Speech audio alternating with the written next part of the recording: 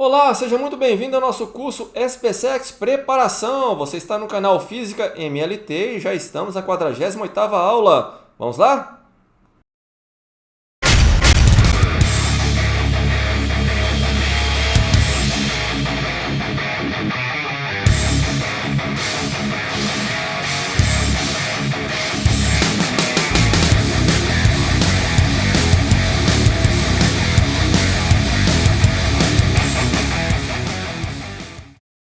Para essa aula, nós vamos dar continuidade à resolução de exercício referente aí à reflexão de espelhos planos.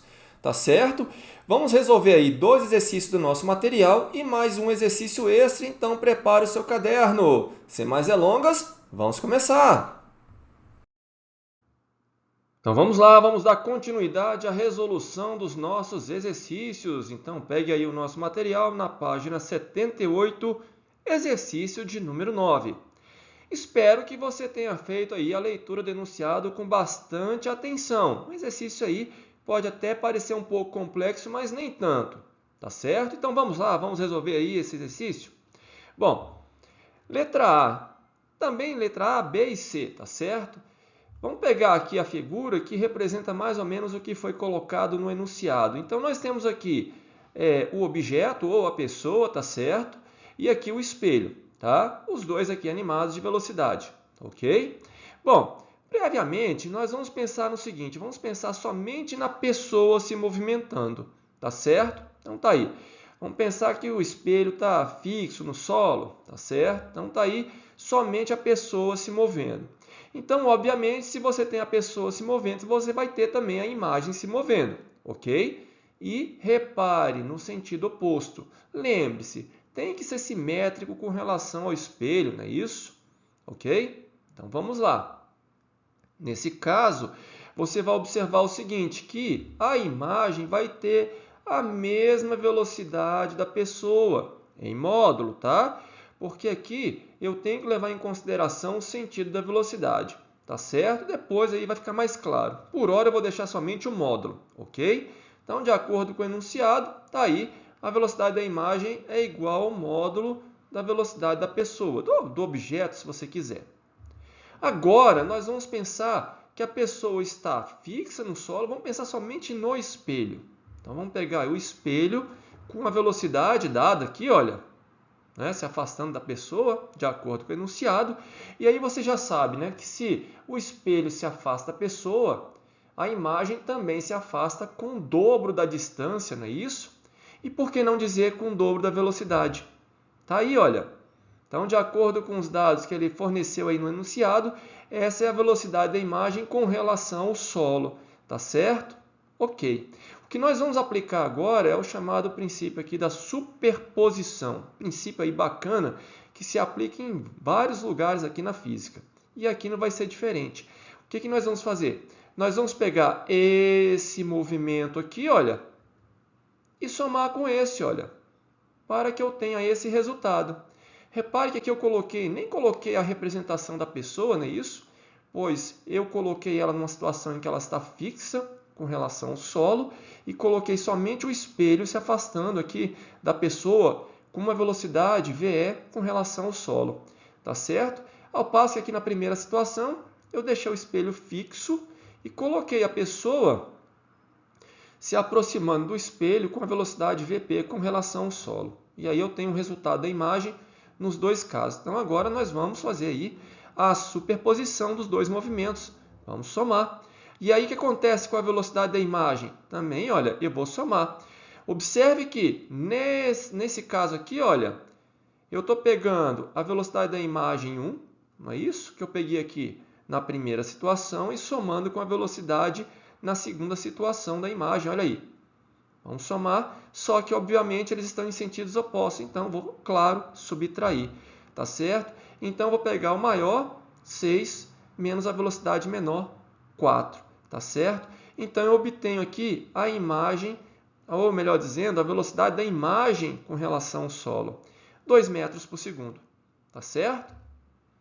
Bom, então de quebra eu já posso encontrar aqui a letra B, ele quer a velocidade relativa aí da imagem com relação ao espelho. Então aí, olha, Como eles estão aqui no mesmo sentido, tá? Porque aqui o V2i ganha, então você vai ter aqui o espelho e a imagem no mesmo sentido. Então você subtrai, você já está lembrado disso, lá do primeiro volume, eu encontro 1 metro por segundo, tá certo? E na letra C, a velocidade com relação à pessoa também, eles estão no mesmo sentido. Lembrando que esse V2i ganha, tá? Então a imagem se afasta aqui com relação à pessoa também, com relação ao espelho, de 2 metros por segundo.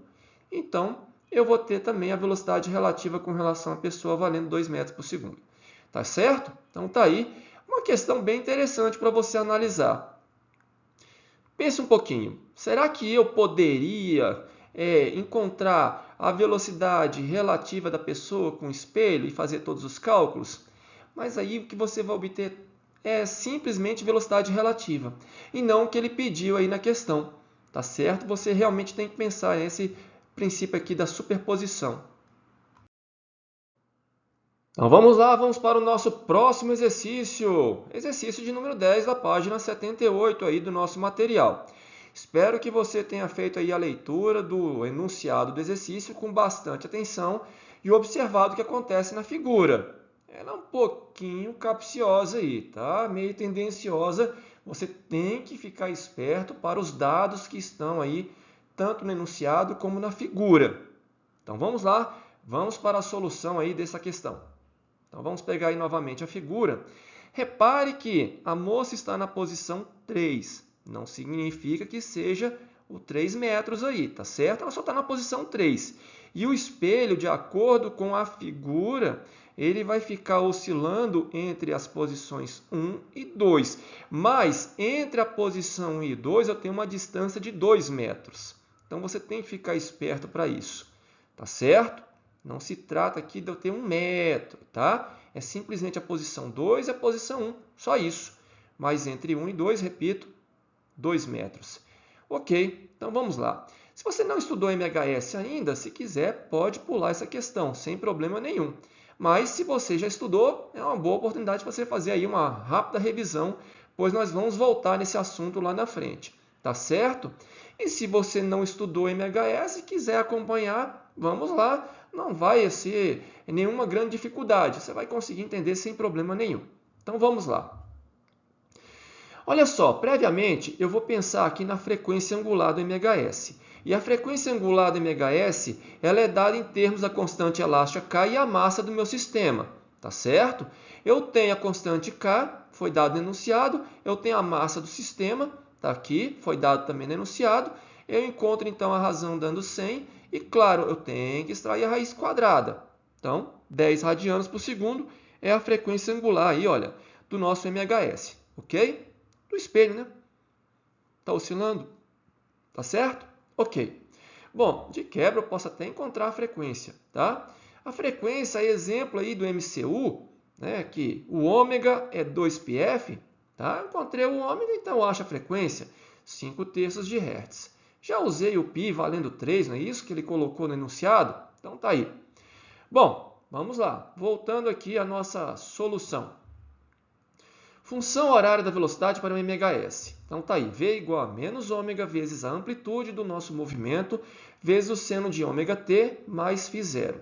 O que eu tenho aqui, como φ0, é a fase inicial, é como o início do nosso movimento, tá certo? A fase inicial, ok? O ômega nós encontramos lá em cima e a amplitude você vai verificar daqui, olha, 1 metro, tá certo? 1 metro para a direita, para a esquerda, sem problema, 1 metro é a amplitude. Ok? Bom, vamos pensar aí em termos da velocidade máxima. Esse argumento que está aqui, olha, dentro do seno, ele tem que ser igual a π sobre 2, ou então os seus múltiplos, não é isso? Aí o seno assume o seu valor máximo, ou mínimo, vai ficar no mais 1 ou no menos 1. Tá? Bom, o fato é que o módulo da velocidade vai ser máxima exatamente quando o espelho chegar aqui nessa posição 0. Por quê? Repare o seguinte, ele vai até o 1, vai ter que parar, e isso porque ele vai no movimento retardado. Para, inverte o sentido de movimento, começa a acelerar de novo. Chegou aqui, olha, ele acelerou o máximo que pôde. Porque agora, quando ele for lá para o 2, ele começa a retardar o movimento, para, inverte o sentido de movimento, começa a acelerar de novo e assim se repete, tá certo? Então, a velocidade máxima vai ser exatamente, olha, nessa posição aqui, olha, que eu coloquei aqui no zero, ok? Bom, é a posição de equilíbrio, tá? Simplesmente isso também. Repito, não representa aqui zero, tá? É simplesmente uma posição intermediária entre o 1 e o 2, ok? Bom, então vamos lá. A velocidade máxima, então, vai ser igual a ômega vezes a amplitude. O ômega eu tenho 10 radianos por segundo. A amplitude, acabamos de comentar aqui, não é isso? O metro, então, 10 metros por segundo. Essa é a velocidade máxima do espelho, ok? Bom, o que acontece com a imagem? Então, a imagem tem o dobro da velocidade do espelho, 20 metros por segundo.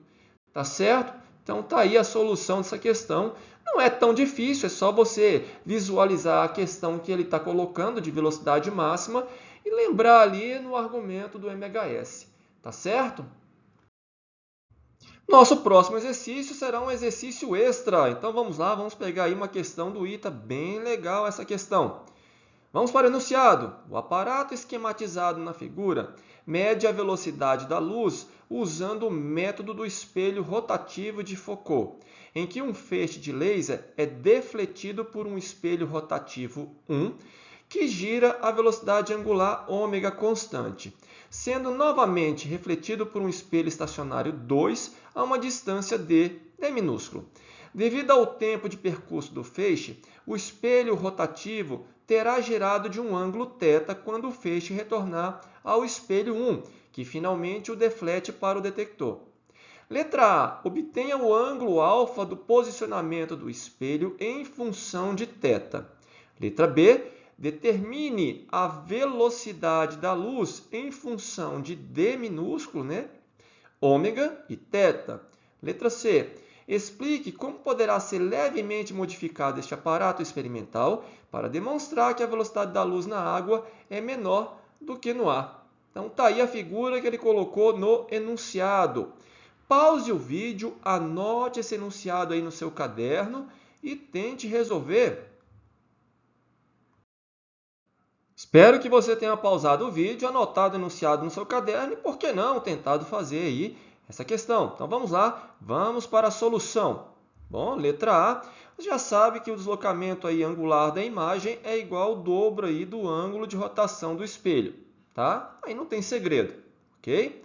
Vamos aí para a letra B.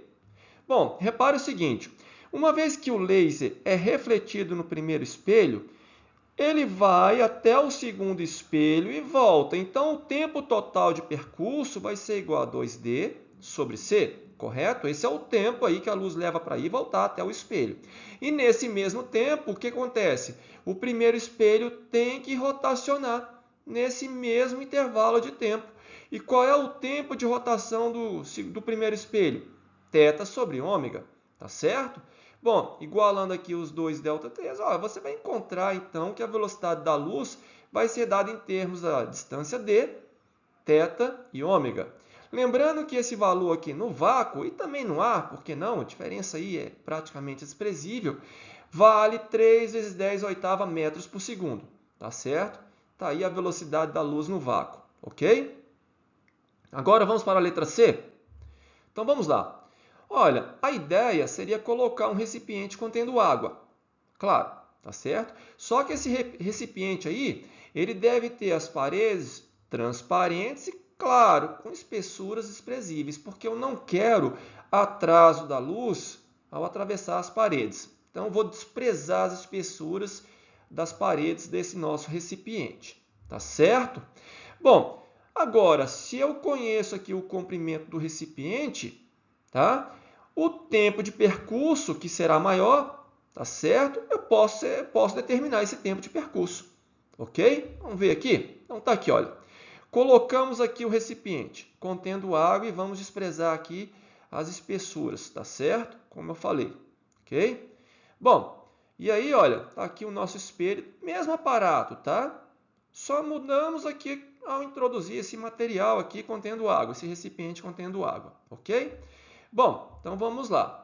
Acontece que o tempo de percurso agora, claro, não é mais o mesmo, porque a água atrasa um pouquinho o percurso aqui da luz, tá certo? Então, o tempo agora, que eu estou chamando de ΔT', vai ser 2 vezes L, que é o comprimento aqui do nosso recipiente, sobre a velocidade da luz V dentro da água, mais esse pedaço aqui e esse outro pedaço, tá certo? Que a luz vai percorrer, ou seja, 2D menos L sobre C. Aí sim é C, tá certo? Porque aqui trata-se da luz viajando no ar e a velocidade da luz no ar é bem próxima do vácuo, na verdade, praticamente o mesmo valor, ok? Bom, agora é o seguinte, como eu mencionei, né? Ver a velocidade da luz dentro da água, tá certo? Bom, o que nós vamos fazer aqui é o seguinte, nós vamos manter o mesmo ângulo alfa, que nós vamos simplesmente colocar esse recipiente, não vamos alterar esse ângulo alfa aqui do detector, tá certo? E para isso, eu devo mexer na velocidade angular do espelho. O espelho agora não vai ter mais a mesma velocidade angular, tá certo? A velocidade angular agora vai ser dada em termos desse tempo, olha, tá? Pronto, olha. Agora, eu posso isolar esse ΔT' aqui, coloca ΔT' igual a θ sobre ômega' e igualo com esse ΔT' aqui, tá certo? Aí a velocidade da luz dentro da água. Vou isolar simplesmente a velocidade da luz dentro da água, tá certo? Interessante, não é? Agora, você pode imaginar o seguinte, né? Para você fazer aí vou tentar comparar com a velocidade da luz, né? No vácuo. Vamos ver? Imagine o seguinte, imagine que o recipiente aqui, olha, tenha o comprimento valendo D também. Tá certo? A distância aqui, né? Que foi dada lá na primeira figura. Se o D é igual a L, todo esse termo aqui vai ser igual a zero. Aí, o que você vai ter? Você vai ter 2D ômega' vezes C sobre θ vezes C. Aí o C você pode até simplificar aqui. Aí você vai ter V igual a 2D ômega' sobre θ. Quase igual a essa expressão aqui, só que esse ômega aqui é maior que ômega'. Portanto, essa velocidade aqui é menor que essa velocidade aqui. Tá certo? Então, está aí uma forma de encontrar a velocidade da luz dentro da água. Repito, um tanto aí idealizado, porque nós desprezamos aí as dimensões, né, a espessura da parede aí do recipiente que contém essa água, ok? Bom, terminamos por aqui. Para a próxima aula, vamos terminar aí com a resolução de exercícios ainda referente ao assunto de reflexão de espelhos planos, tá certo? E somente na próxima aula, depois, é que nós vamos entrar no assunto de espelhos esféricos. Então, eu te vejo aí na próxima aula.